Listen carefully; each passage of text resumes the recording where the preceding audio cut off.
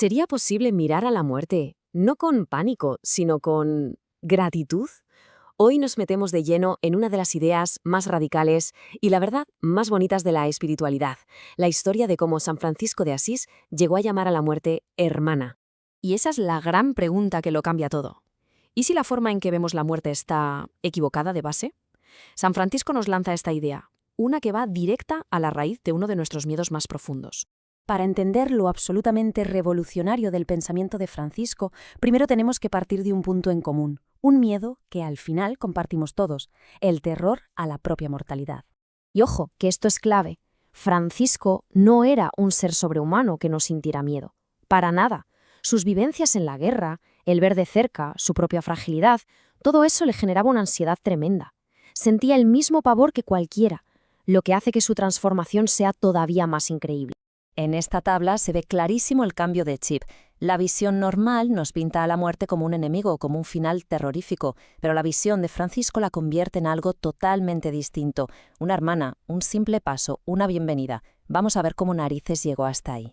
Entonces, ¿cómo empieza una transformación así de bestia? Pues no empieza pensando en la muerte física, sino con un paso previo que es fundamental, la idea de la primera muerte, la muerte del propio ego, del yo. Es que Francisco no se andaba con medias tintas, ¿eh? Su muerte espiritual se basó en actos súper concretos y radicales. Primero, renunciar a todo el dinero y el estatus de su familia. Segundo, enfrentarse a su mayor asco y besar a un leproso, un acto para matar su orgullo. Y tercero, entregarse por completo a una vida de pobreza. Cada paso era una forma de demoler su antiguo yo para poder construir algo nuevo.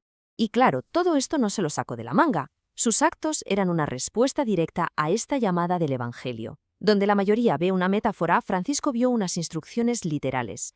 Eso de negarse a sí mismo se convirtió, en la piedra angular de toda su nueva vida. Vale, una vez que Francisco ha muerto a sí mismo, ¿qué pasa con su miedo a la muerte física, a la de verdad? Pues el cambio no fue instantáneo, ni mucho menos. Fue un proceso, un camino lento pero profundo que fue transformando ese terror en aceptación. Si se mira su vida, se ve una evolución clarísima. Empezó con el miedo puro y duro de un joven que ha estado en la guerra. Luego, con su conversión, al meterse de lleno en las escrituras, su visión empezó a cambiar. Y ya en sus últimos años, el sufrimiento físico, como quedarse ciego, en lugar de amargarle, lo que hizo fue conectarle todavía más con todo lo que le rodeaba. Y aquí está el quid de la cuestión. Fue un proceso lento, pero imparable. No hubo un momento mágico de eureka. Fue la práctica diaria de su fe, la reflexión constante, lo que poco a poco fue disolviendo ese miedo y sustituyéndolo por otra cosa muy, muy diferente. Y así, con todo este bagaje, llegamos al clímax de su viaje espiritual, al momento en que le muestra al mundo su nueva y desde luego revolucionaria forma de entender la muerte. Aquí lo tenemos, hermana muerte. Pensemos un segundo en lo que significa esto.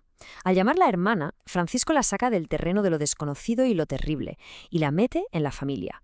Una hermana no es un enemigo, es alguien que te acompaña en un paso importante. Es que cambia por completo la relación con la propia mortalidad. Y esta es la frase, sacada de su famoso Cántico de las Criaturas, que es una auténtica bomba. No es resignación, no es una simple aceptación, es una alabanza. Alabado seas, mi Señor, por nuestra hermana la muerte corporal. Alabar a la muerte es un acto de gratitud que te deja sin palabras. Claro, esta alabanza nos lleva a la pregunta del millón. ¿Por qué? ¿Por qué sentir gratitud por algo que parece tan definitivo, tan doloroso? Es que es la pregunta lógica, que sí. Si la vida es un regalo, ¿por qué celebrar lo que parece que te la quita? La respuesta de Francisco es la culminación de toda su vida y de todo su pensamiento.